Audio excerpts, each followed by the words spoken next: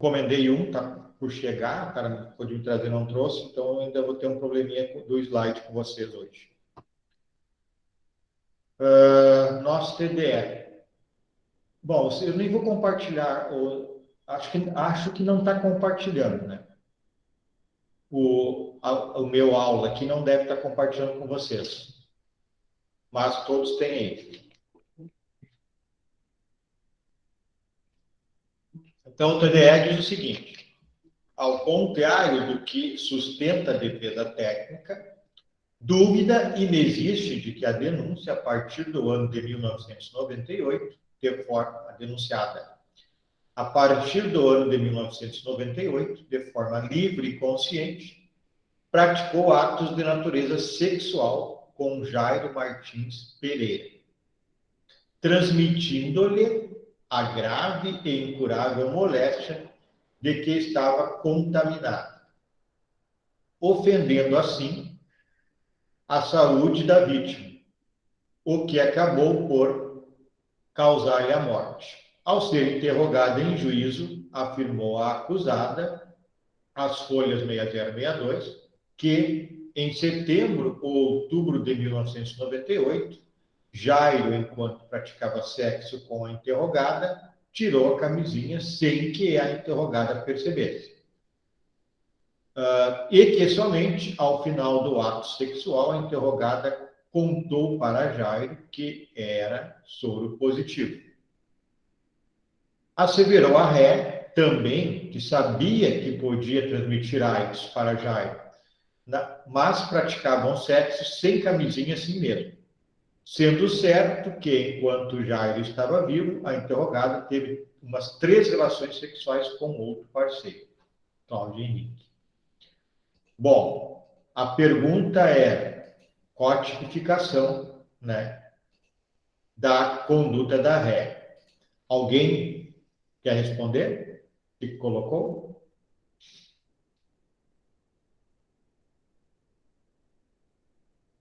Não? Então é o seguinte, pode ser... Alguém vai falar? Não? Pode ser artigo 131,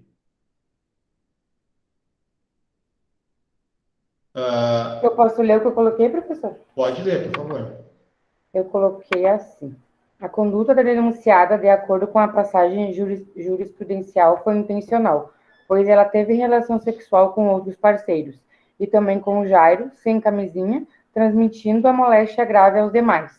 Se vai contaminar os mesmos, é outra coisa, mas o dolo de transmitir a moléstia é um crime de perigo, onde não precisa somente pegar a doença.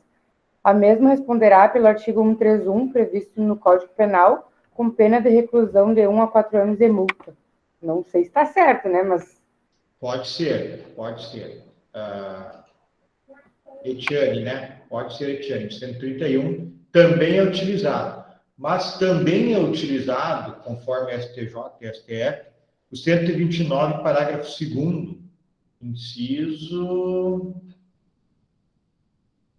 Deixa eu ver aqui qual é o inciso. Enfermidade incurável, inciso 2. Também é utilizado esse no STJ e no STF. Então, vai depender do julgador e do caso concreto, né?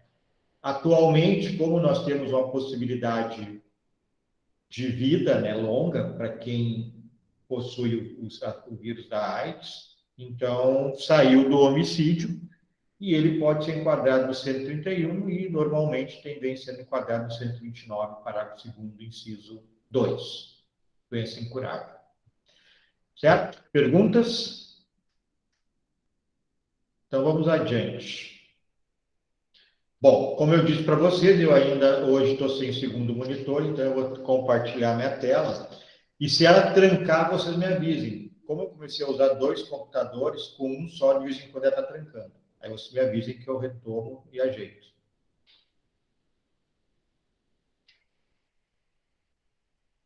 Na próxima aula, a gente vai terminar esses crimes aqui, do artigo 130 a 145, e vamos entrar daí nos crimes patrimoniais.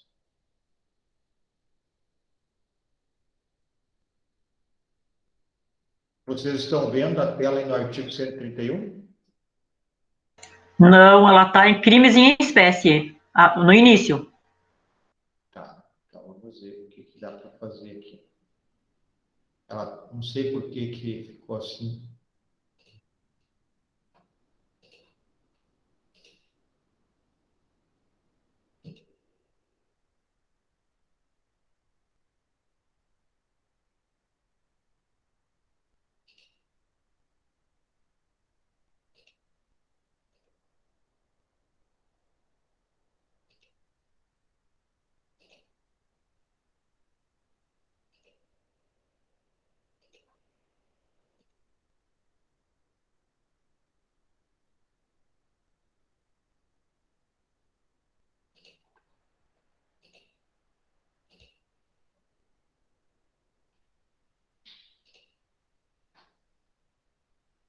Tá, e agora vocês estão vendo a tela? Agora sim. Sim. Artigo 132 tem que ser, tá? Aí? Isso. Tá, ok. Se trancar, me avisem. Ontem trancou.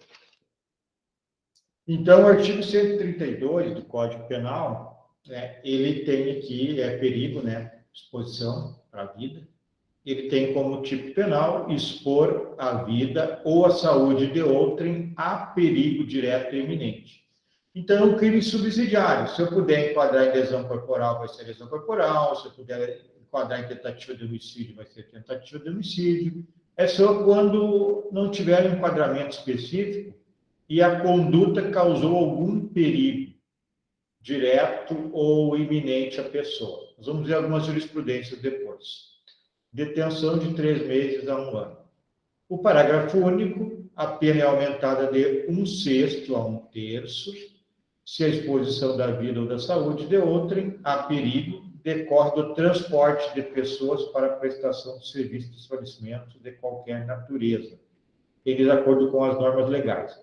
Isso aqui se deu, pessoal, esse aumento aqui de pena, é aquela questão dos pessoas que são transportadas em caminhões para ir para as lavouras. Aí se criou esse parágrafo único aqui. Bom, qualquer pessoa, sujeito ativo e passivo, a conduta é expor, é um crime formal, então, né?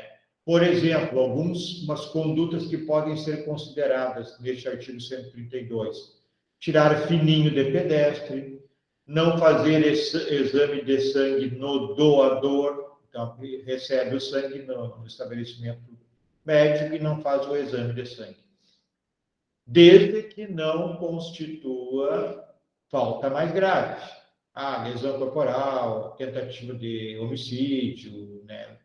Uma lesão gravíssima ali de doença incurável, por exemplo, aí não se enquadra no 132. Uma jurisprudência aqui do TJ São Paulo. Pratica o crime do 132, o motorista que, imprimindo velocidade excessiva em seu caminhão, aproxima-se perigosamente do veículo da vítima, que seguia a sua frente, tá? Não, gente? Obrigando a imprimir em seu automóvel velocidade incompatível com as condições de tráfego, para evitar que o agente lhe amalroasse a traseira, gerando assim situação de risco aos envolvidos.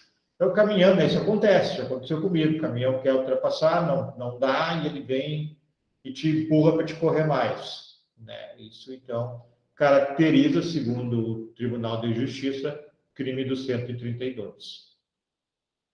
Bom, como eu disse, eu não os vejo, então, se tiverem perguntas, podem abrir o microfone e fazer. A consumação, como é um crime formal, então, não precisa ter nenhum dano, resultando em qualquer ato que resulte perigo, está consumado.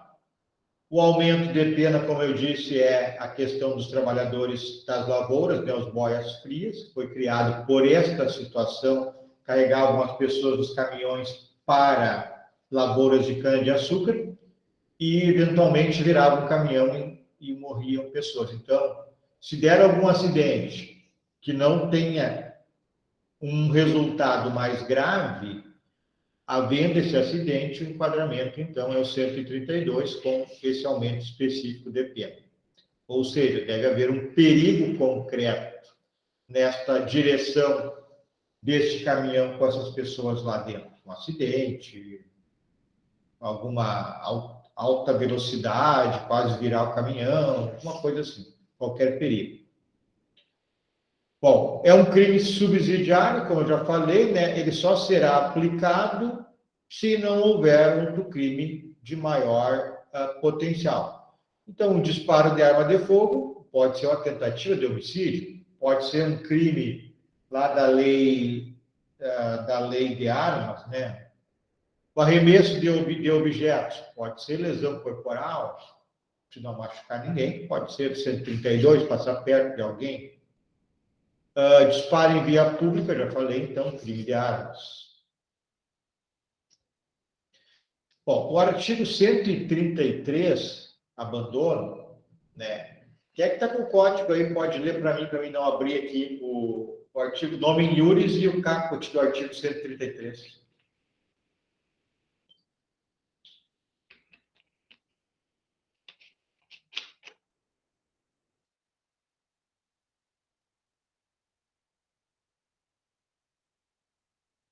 Alguém está com código aí? Eu estou, professor, só um minuto. Tá, obrigado. É só o caput? O nomen iuris, o nome do crime, Tá. E o caput. Abandono de incapaz. Artigo 133. Abandonar pessoa que está sob seu cuidado, guarda, vigilância ou autoridade e, por qualquer motivo, incapaz de defender-se dos riscos resultantes do abandono. Tá, obrigado. 133, ó, abandonar pessoa que está sob seu cuidado, guarda, vigilância ou autoridade. Então, são 4 situações. A pessoa está sob cuidado, está sendo cuidada, sob guarda, questão legal, né? Vigilância ou autoridade. E, por qualquer motivo, esta pessoa que é abandonada é incapaz de defender-se dos riscos resultantes do abandono. Então, tem que somar aqui o abandono, as situações que pode ocorrer o abandono para tipificar o crime e ainda que essa pessoa seja incapaz de defender-se dos riscos que advenham do abandono. Parágrafo 1º, se do abandono resulta lesão corporal de natureza grave, tem uma pena maior. Se resulta morte, tem uma pena maior ainda. Parágrafo 3º, as penas combinadas nesse artigo ainda aumentam-se 1/3 se esse abandono aqui do caput for em lugar ermo, né, longe da cidade, longe de casas, por exemplo, de vilas, de vilarejos. Se o agente é ascendente ou descendente, cônjuge, irmão, tutor, curador, e se a vítima é maior de 60 anos. Então, vamos lá. A conduta é abandonar, que significa, mais fácil aqui, desamparar. E tem que haver, como descrito no tipo penal, uma incapacidade de defesa, né, dos riscos gerados pelo abandono. E também tem que ser por um período juridicamente relevante. Não pode ser por minutos, tem que ser por um tempo relevante. Então, nós vamos ver em seguida aqui alguns exemplos de abandono da incapaz. É um crime que ocorre bastante. Sujeito ativo tem que ser aquela pessoa que exerce cuidado, guarda ou vigilância. Então, não é qualquer pessoa. Tem que ser a pessoa que está cuidando de alguém, tem a guarda ou a vigilância de alguém. Então, é um crime próprio. Somente essas pessoas aqui que podem realizar esse crime. E o sujeito passivo é a pessoa que está assistida, né? O sujeito ativo é aquele que cuida e o sujeito passivo é aquele que é cuidado e é incapaz de defender-se. Então, alguns exemplos desta ligação de quem exerce o cuidado, a guarda e a vigilância e de quem é assistido. Marido e esposa, um em relação ao outro.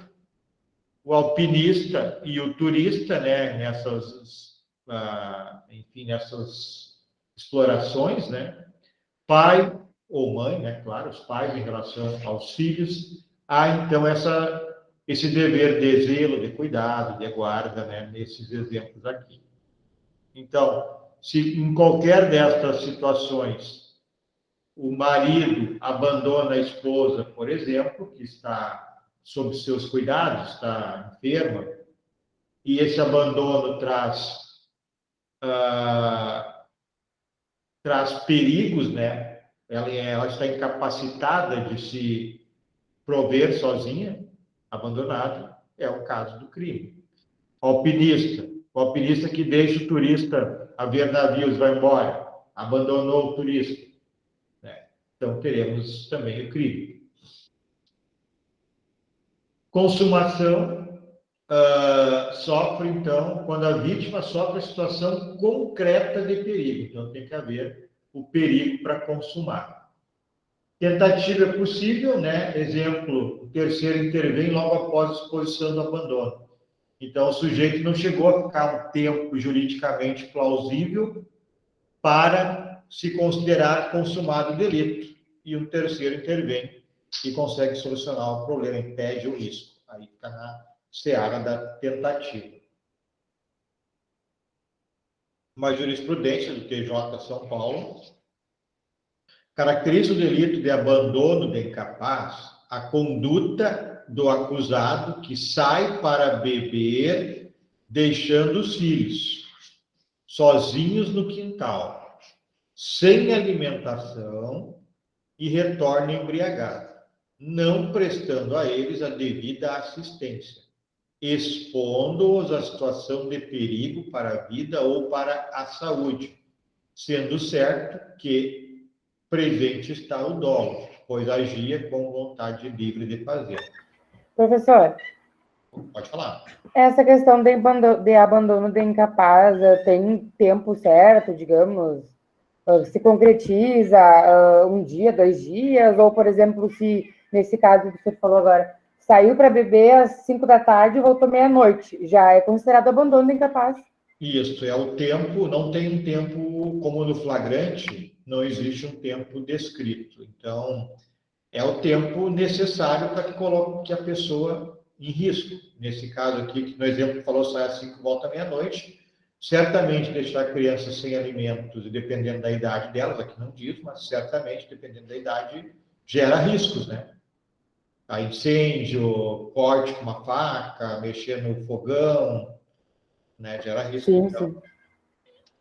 Te respondi? Sim, obrigado, professor. Tá, ok. Parágrafo 1º.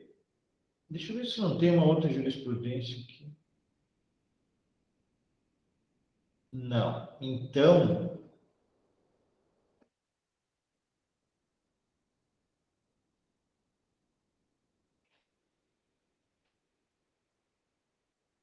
quero falar para vocês de uma outra jurisprudência que é comum. 133, tá?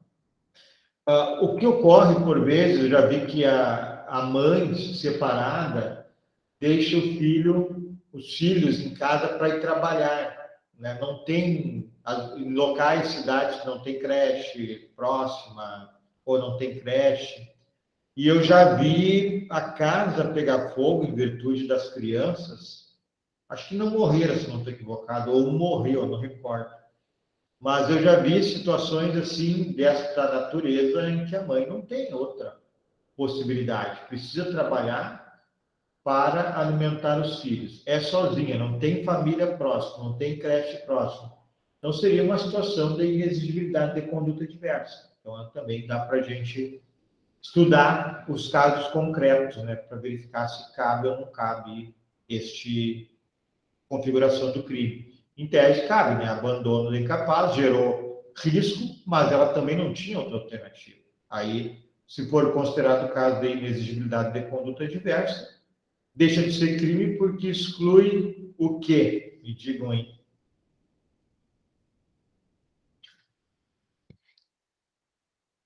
Se for caso de inexigibilidade de conduta diversa, exclui o quê?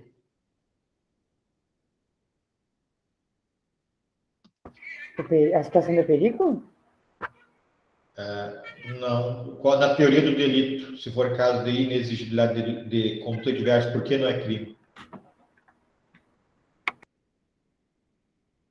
Lembram? Fato típico, antijurídico e culpável. Onde é que está a exigibilidade de conduta diversa? Aqui, pessoal, na culpabilidade.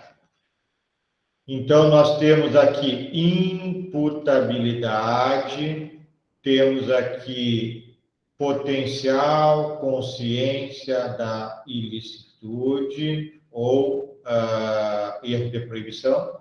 E terceiro elemento, a exigibilidade de conduta diversa. Nesse exemplo que eu dei, é inexigível outra conduta. Então, se não tem como exigir, não tem como reprovar outra conduta, está ausente o requisito número 3 da culpabilidade, que é a exigibilidade de conduta diversa. Estando ausente um dos três, não há culpabilidade. Não havendo culpabilidade, não há crime. Tá bem, lembraram? Bom, vamos lá. Parágrafo 1º, então, se do abandono resulta lesão corporal de natureza grave. Parágrafo 2º, se resulta morte, temos aumento de pena. Lesão grave ou morte. Então, ao abandonar, cria o risco do resultado. Qual é o resultado? A lesão grave ou a morte. A lesão grave é aquela que está no parágrafo 2º. Professor? Pode falar. E digamos que aconteça esse abandono da incapaz, digamos, uma criança que é um bebê, digamos, sei lá, 1 ano, e a mãe ou o pai é dependente químico, e a criança vem a falecer. O que acontece com o pai e a mãe que são dependentes químicos? Eles vão internados em uma clínica ou vão presos, assim? Qual que é a conduta comum? Bom, dependentes químicos e ébrios, bêbados, como regra, eles são imputáveis. Se eles são imputáveis, vão responder pelo crime praticado. Esse é diferente do exemplo que eu dei, que a mãe, nem falei, embriaguez, saiu para trabalhar, porque não tinha como fazer de outra maneira. Mas os ébrios, os embriagados e os dependentes químicos, eles respondem pelo crime. Para não responder pelo crime, tem no artigo 28 do Código Penal e na Lei de Drogas, que a embriaguez tem que ser aquela decorrente, tem que ser completa, decorrente de caso fortuito ou força maior. É diferente da mãe ou do pai que vão ingerir álcool ou droga conscientemente que estão fazendo. Isso é crime e responde pelo resultado. Ok? Ok, obrigada. Bom, aqui é o aumento de pena, mais 1/3, então, se o abandono for num local, então, para fora, assim, longe da cidade, longe de um vilarejo. Também, se o abandonado é ascendente, pai, por exemplo, descendente, filho, neto, cônjuge, irmão, tutor, curador da vítima. E se a vítima é maior de 60 anos. Bom, aqui é o que nós acabamos de ver, só cuidem aqui. Agravante versus elementar, então, nós temos lá uma agravante genérica do artigo 61, inciso 2, que é uma agravante genérica que aumenta a pena na dosimetria da pena. Lá diz que a pena será agravada se o crime for praticado contra ascendente, descendente, irmão, cônjuge, contra criança maior de 60 anos, enfermo ou mulher grávida. Isso é aplicado na segunda fase da dosimetria da pena. Mas eu não posso, nesse crime aqui, utilizar esta agravante. Eu preciso utilizar a que está no tipo penal, sob pena de bis in idem. Então, aqui fala, abandono de incapaz de descendente, filho. Então, vai ter aqui um aumento de 1/3. Então, eu não posso usar o artigo 62 para aumentar a pena, porque já vai ser utilizado aqui como aumento especial de pena.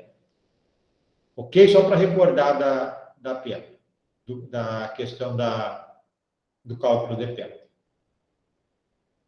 Aqui um outro exemplo, inciso 2, vamos ver aqui, parentesco. Caso dos autos em que o réu abandonou seus filhos de 15 e 12 anos, deixando-os sozinhos na casa em que residiam, sem alimentos, sem roupas, sem outros bens de uso doméstico, vindo os menores a passar por privações e dificuldades, devendo o acusado ser condenado pela prática de crime de abandono de capaz, cabível a majoração da pena no parágrafo 3º, né, do 133, inciso 2. Certo? Se não tem pergunta, eu vou para o 135. O 135 é omissão de socorro. Então, um crime omissivo puro, né, ou omissivo próprio, que é os crimes que já tem no verbo uma omissão. Diferentemente dos omissivos impuros ou impróprios, ou comissivos por omissão, que estão lá no artigo 13, parágrafo 2º. Exemplo, policial que podia, tem o dever legal e não age para evitar uma morte. E aí ocorre a morte, ele vai responder por homicídio, mesmo não tendo matado ninguém. Esse é o omissivo impuro ou comissivo por omissão. O omissivo puro é esse aqui. Artigo 135, deixar, olha o verbo, deixar de prestar assistência, quando possível fazê-lo sem risco pessoal, a quem que não presta assistência? Criança abandonada, pessoa inválida ou ferida. Inválida ou ferida. Ao desamparo, então, não prestar assistência, quando possível fazê-lo sem risco pessoal, a criança abandonada, pessoa inválida ou ferida, pessoa ao desamparo ou em grave e iminente perigo. Ou não pedir, nesses casos, aqui é a segunda parte, acho que é importante. Primeira parte, não prestar socorro, deixar de prestar socorro, podendo fazê-lo sem risco à sua vida, a quem está ferido, quem é inválido, quem está desamparado, criança extraviada, abandonada. Primeira parte. Segunda, se não puder fazê-lo, pode optar por pedir socorro à autoridade pública, chamar a polícia, chamar a ambulância. Também serve. Detenção de 6 meses a 1 ano. E parágrafo único, a pena é aumentada de metade se a omissão resulta lesão corporal de natureza grave e triplicada se resulta morte. Alguma pergunta? Isso aqui é tranquilo, né? Alguém? Eu tenho, professor. Pode fazer. O senhor falou no caso da polícia, né? Se a polícia não mata, no caso, na questão, né? Ele responde pelo homicídio igual. No caso, a gente também? Não. Só a polícia. Por 13, parágrafo 2º, que são os crimes comissivos por omissão, são para aquelas pessoas que têm o dever. Esse dever pode ser legal, pode ser por contrato, por exemplo, ou que com seu ato anterior levou à conclusão, à realização daquele resultado. Eu vou dar uns exemplos para vocês muito rapidamente. Esses crimes, por exemplo, são 3 alíneas, como eu falei, 13, parágrafo 2º, a linha A, B e C. Repetindo, o parágrafo 2º do 13 diz assim: a omissão é penalmente relevante quando o sujeito tem o dever de agir, podia agir para evitar o resultado. Então, se o sujeito tem o dever, não age. Se o sujeito podia agir sem colocar em risco a sua vida e não age, e tem um resultado, ele responde pelo resultado, seja qual for o resultado. Então, vamos lá. A linha A é o dever legal. Policial, a mãe que não alimenta o filho pequeno, ou o pai, os pais que não alimentam o filho. Tem o dever legal, Código Civil, ética. Se essa criança vier a morrer, tem na missão, o pai e a mãe não vão responder por omissão de socorro, vão responder por homicídio, porque eles têm o dever legal, podiam atuar, não tinha nenhum empecilho, para evitar o resultado. O policial tem o dever legal. Então, se ele vê um crime, está ocorrendo um estupro, ele está armado, a pessoa que está estuprando uma mulher não está armada. O policial podia agir. Tem o dever, primeiro tem o dever legal de agir. Podia agir sem colocar sua vida em risco. E não o fez e ocorreu estupro, ele vai responder pelo crime de estupro, mesmo sem ter estuprado ninguém. Não sei se tu entendeu a minha explicação. Sim, sim, professor, agora sim. Tá, esse então é o crime do artigo 13, parágrafo 2º do Código Penal. Pode ser por um contrato. O guarda-costa que assina um contrato para proteger um empresário, ele tem o dever, que é de bem do contrato, podia, se não for botar a vida dele em risco de morte iminente, e não age e é sequestrado o patrão. Responderá pelo sequestro. E esse 135 é diferente, ó. É uma ação já de omissão. Aquele lá não é omissão, ele se omitiu num crime de ação. Aqui já é uma omissão no verbo. Deixar de prestar assistência quando possível fazer, sem risco pessoal. Mesma coisa é o artigo, não recordo bem, 260 e poucos, que o médico, deixar o médico de notificar doença de notificação compulsória, também responde pelo delito lá, de deixar de notificar.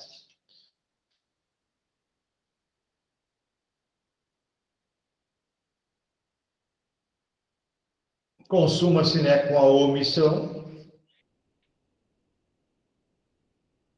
que é aumento de pena, né? Caso resulte lesão ou morte, lesão corporal de natureza grave, né? 135A. Exigir cheque, caução, nota promissória. Professor, Pode perguntar. só para ver se eu entendi direitinho, o artigo 135, ele é diferente do que está lá no artigo 13, né? Sim.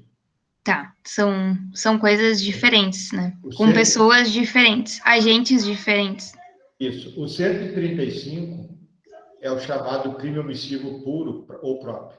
Então, qualquer pessoa, independentemente, qualquer pessoa, nós que não temos nenhum dever legal, por exemplo, qualquer pessoa que deixar de prestar essa assistência responde por esse crime.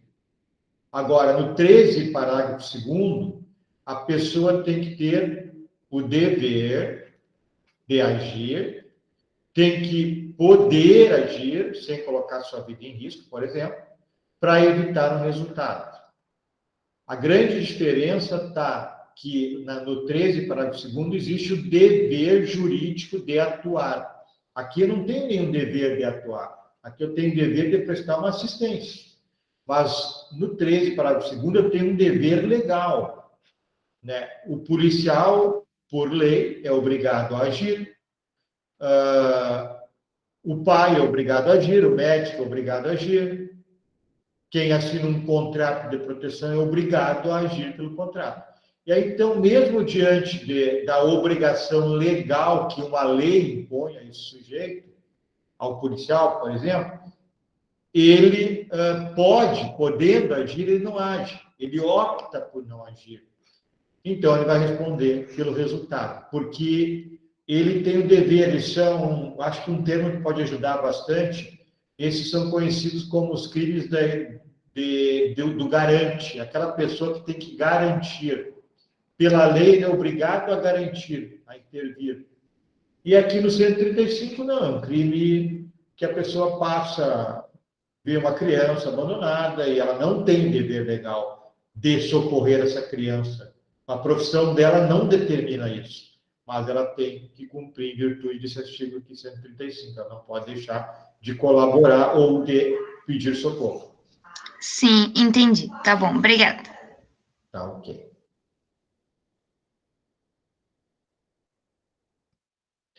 O 135A exigir cheque calção, nota promissória, qualquer garantia, bem como o preenchimento prévio de formulários administrativos, como condição para atendimento médico hospitalar emergencial. Então, se o sujeito chegar no hospital em condição emergencial, ele tem que ser atendido. Formulários, cheques, calção, etc., garantia de pagamento, posteriores ao atendimento, quando o atendimento for de cunho emergencial. 3 meses a 1 ano apenas. E a pena aumentada até o dobro se da negativa de atendimento resulta lesão corporal de natureza grave e até o triplo se resulta a morte. Então, na realidade, aqui o crime é a pessoa chega em grave, né, estado grave no hospital, em vez de canalizar o atendimento, não preencher a documentação. Aí vai responder por esse delito aqui. Ok? Posso ir adiante? E professor, com licença. Pode falar. O Reinaldo, eu tinha uma dúvida. Como trabalha muita gente no hospital, quem iria responder por esse crime? É a pessoa que está atendendo, o atendimento ali no balcão. Agora, entendi o que tu quis falar. Isso aqui pode haver uma retroatividade. Alguém mandou fazer isso. O chefe dela, também, né? Também é partícipe, né? Tem o autor e tem o partícipe, nesses casos aqui. Aí a gente pode pensar numa exclusão da culpabilidade por inexigibilidade da conduta adversa. Olha, se não fizer, tu vai perder teu emprego. Talvez seja possível, é discutível, dá para discutir isso. Se o atendente poderia ter excluído a sua culpabilidade e aí excluída o crime, né? Mas, em regra, ele pratica o crime e quem mandar também. Consegui te explicar, Reinaldo? Sim, professor. Obrigado. Tá. Então, só deixando claro que eu vejo como possível excluir a culpabilidade do atendente, né? Dependendo do grau de coação que ele sofre do chefe dele. Até porque é obrigatório, né, professor, ter aquela placa dizendo? Dizendo que tem que atender ou que tem que cobrar? Falando sobre o cheque, falando sobre esse condicionamento. Sim. Essa placa. Não, eu já vi isso, mas independentemente se a questão for grave, não pode fazer isso, tem que atender. Vamos adiante. Que lesão corporal grave, né? Com licença, professor.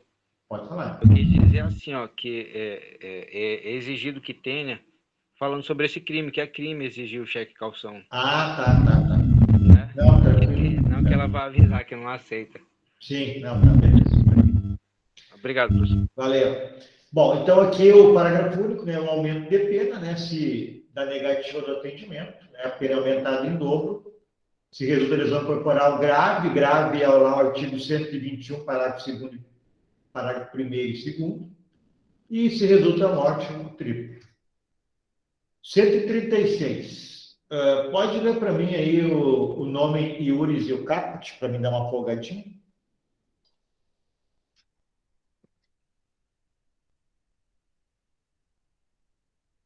(136), né, professor? Isso. Maus tratos.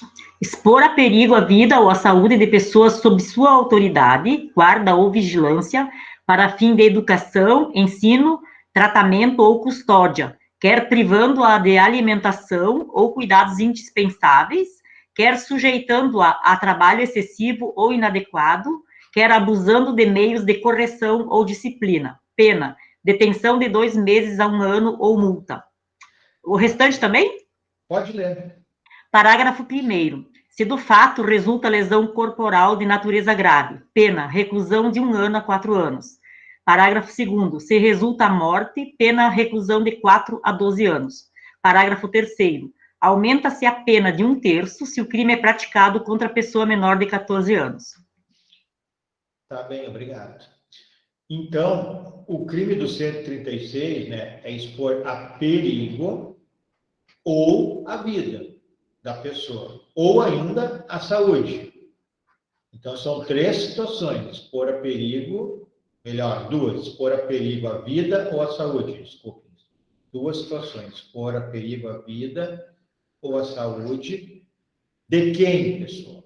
de pessoa que está sob sua autoridade, guarda ou vigilância. Olha para quê? Para diferenciar lá do abandono do incapaz.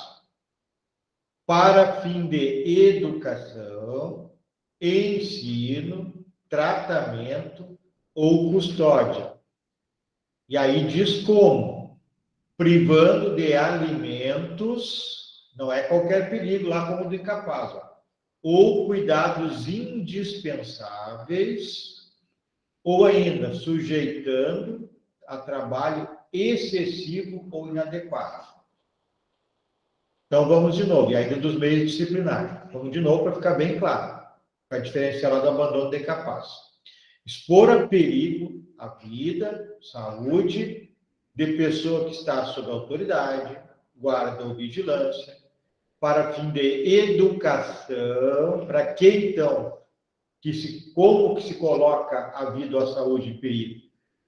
Alegando que é para educar, para ensinar, para tratar, ou está sob custódia, para manter sob custódia. Como? Quais são as condutas para que se pratica alegando que está mantendo educação, ensino, vigilância? Privando de alimentação, cuidados indispensáveis, sujeitando a trabalho excessivo ou inadequado, quer abusando dos meios de correção ou disciplina. Aí depois tem aqui lesão corporal, aumenta a pena, morte, aumenta a pena. E se for menor de 14 anos, aumenta a pena. Vamos ver algumas coisas importantes aqui. Então, o sujeito ativo é especial, né? Porque é aquela pessoa que tem alguma responsabilidade, né? Autoridade, guarda ou vigilância. Sujeito passivo também é aquela situação que está sob subordinação, só tem que cuidar aqui a questão da esposa, além de não ser subordinada, ela vai lá para a violência doméstica, né? O tipo objetivo é expor a vida ou a saúde de outra, com estas condutas aqui, ó, privando de alimento, privando de cuidados indispensáveis, trabalho excessivo ou inadequado e abuso nos meios de disciplina ou correção. Os aumentos de pena, lesão corporal grave ou morte. Lesão corporal grave é lá no parágrafo 1º e 2º do 129, que eu sei quando é grave a lesão, né?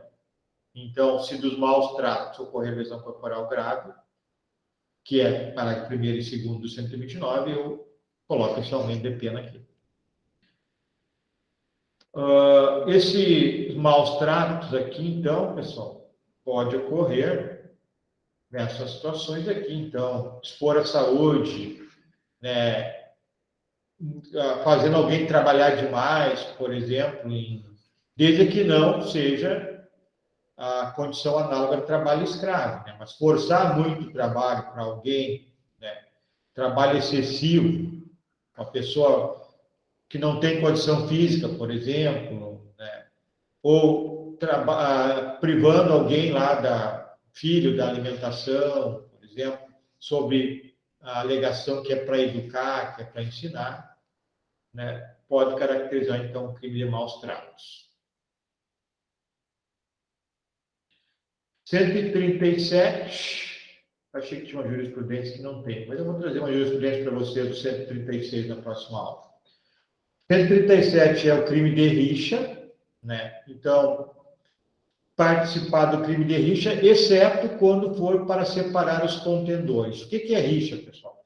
Rixa é quando há uma briga generalizada e não se identifica qual a participação de cada um. Então, mínimo 3 pessoas brigaram, 3, 5, 10, e não se consegue identificar. Aí sai pessoa lesionada ou não lesionada, tanto faz, mas hipoteticamente saem diversas pessoas lesionadas e não se identifica quem lesionou quem. Então, eu tenho a alternativa de enquadramento no crime de rixa, já que eu não posso enquadrar na lesão corporal. 15 dias a 2 meses é a pena, e aqui tem um aumento, né? Se ocorre morte ou lesão corporal de natureza grave, aplica-se pelo fato da participação na rixa. a pena de detenção de 6 meses a 2 anos. Então, se da rixa resulta a morte, ou lesão corporal de natureza grave, eu tenho esse aumento de pena aqui. Entenderam o que é rixa? Tranquilo? Então, ó, Sim. chute, socos, é uma briga, né, pessoal?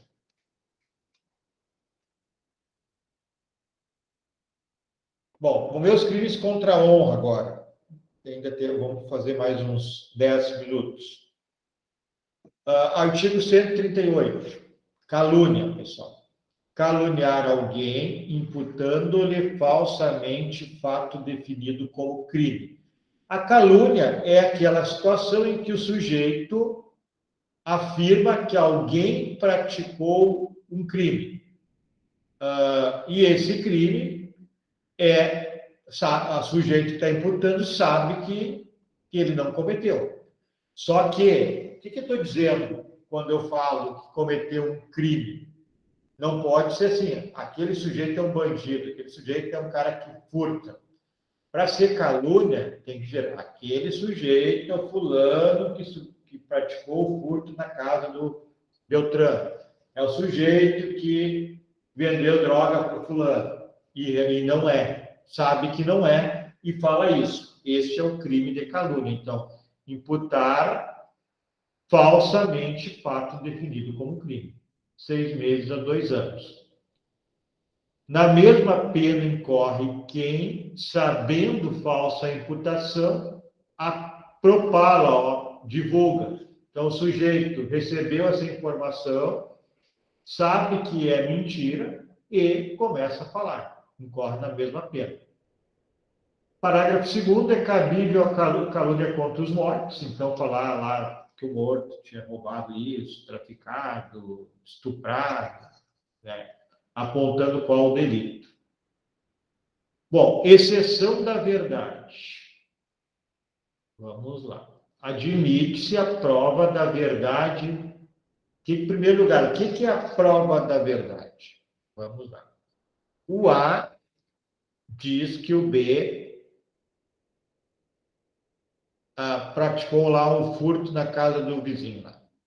O B disse que não, registra uma ocorrência por calúnia contra o A. A exceção da verdade é o A provar que houve o crime. Foi ele que praticou o crime. Provar que B praticou o crime. Entenderam isso? É complicadinho. Tá bem? Afirma que outra pessoa praticou o delito e depois ele pode ter que provar que o que ele afirmou é verdadeiro. É isso, é a exceção da verdade. Tá bem isso? Tá bem, professor. Não pode ter esse tipo de prova, então, se falar que alguém cometeu o crime A, B ou C, não vai ter como opor exceção da verdade, isso que eu acabei de falar, se o fato imputado crime de ação privada, o ofendido não foi condenado por sentença irrecorrível.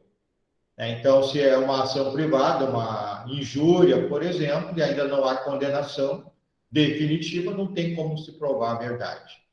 Também não pode se provar a verdade se o fato é imputado a qualquer pessoa do inciso 1 do artigo 141, que é presidente da República, chefes de governo estrangeiro. E 3, não se pode provar a verdade se do crime imputado, embora a ação pública, o ofendido foi absolvido por sentença. Então, se o cara foi absolvido, não tem como querer provar que ele praticou o crime A, B ou C. Aí não vale a exceção da verdade, vai responder pelo artigo 138. Então, acho que já foi aqui tudo, do 138.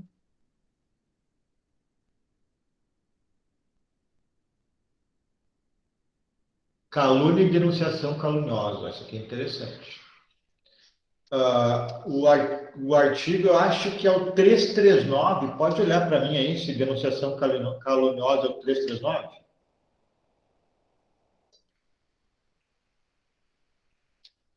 É sim, professor. Pode ler para mim? Posso. Denunciação caluniosa. Dar causa à instauração de inquérito policial, de procedimento investigatório criminal, de processo judicial, de processo administrativo, disciplinar, de inquérito civil ou de ação de improbidade administrativa contra alguém, imputando-lhe crime, infração ético-disciplinar ou ato ímprobo de que o sabe inocente. Pena, reclusão de 2 a 8 anos e multa. Parágrafo 1º, a pena é aumentada de 6ª parte se o agente se serve de anonimato ou de nome suposto. Parágrafo 2º, a pena é diminuída da metade se a imputação é de prática de contravenção. Entenderam a diferença, pessoal? Ou explico? Explica, por favor. O artigo 138 é um crime contra a honra de uma pessoa. Alguém afirma que outro sujeito, que outrem, praticou o roubo que ocorreu dia tal. Então, a vítima, se for mentira, obviamente, é aquele que está sendo apontado como autor do roubo. No crime do 339, denunciação caluniosa, é um crime contra a administração pública, não é contra uma pessoa. É dar causa à instauração de procedimento. Eu vou lá e afirmo, olha, o sujeito lá é traficante, aí a polícia instaura um inquérito, ou o Ministério Público oferece uma denúncia. Aí o crime é ter dado causa à instauração desse procedimento investigatório, administrativo, judicial. E aqui o crime é caluniar alguém, é contra a honra de alguém. Conseguiram entender a diferença? Sim, prof. Então tá. Nós chegaremos ainda no 339 oportunamente. Mas, bem claro, então, né, que a calúnia, o bem jurídico protegido é a honra do sujeito, de alguém que foi acusado de cometer um crime que não cometeu. Na denunciação caluniosa, o bem jurídico defendido lá é a administração e provocar, né, a ação da autoridade pública. Porque aqui no crime contra a honra, não necessariamente eu terei a instauração de um inquérito para apurar. O crime vai ter um inquérito para apurar o crime contra a honra, por exemplo, em termos circunstanciais. E aqui na denunciação caluniosa vai ter um inquérito para apurar um fato criminoso que está sendo dito que existe.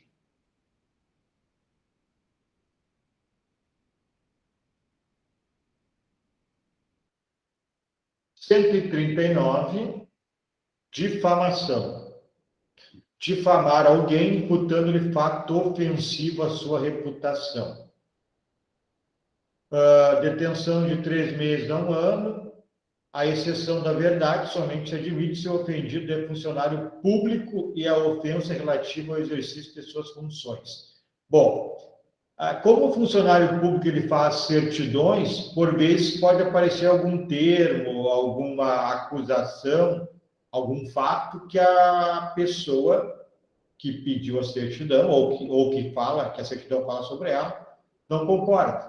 E registra uma ocorrência dizendo que está sendo difamado, está sendo imputado um fato ofensivo à sua reputação. Por exemplo, ele responde processo por não pagar pensão alimentícia, é um fato, isso é difamação, se o indivíduo paga, por exemplo. Então, se o funcionário público colocar isso, ele pode provar que ele apenas praticou o seu trabalho e que isso está nos relatórios lá da sua repartição. E aí ele não vai responder por crime nenhum. O tipo objetivo aqui é importante, então, na difamação. Imputar fato determinado que cause má fama, exceto crime, porque crime é na calúnia, pessoal, não pode ser crime. Então, por exemplo, falar que empregado trabalha embriagado. Lembrem, difamação é um fato. Então, o sujeito diz, olha, fulano de tal comparece ao trabalho todos os dias embriagado. o empresário usa material de péssima qualidade. Olha, o empresário lá, ele conserta veículos e emprega material de péssima qualidade. Mulher casada está tendo relação sexual com o vizinho. Então, olha, o marido sai, o amante pula o muro lá para casa. E neste caso, pessoal, atentem que não se exige que a imputação seja falsa. Na calúnia tem que ser falsa. Aqui não. Então, na realidade, aqui não tem que falar da vida dos outros, né? É bem esse aqui o recado. Então, se a mulher está tendo um caso, não tem que falar para ninguém. Se falar, está correndo o risco de ingressar no crime de difamação.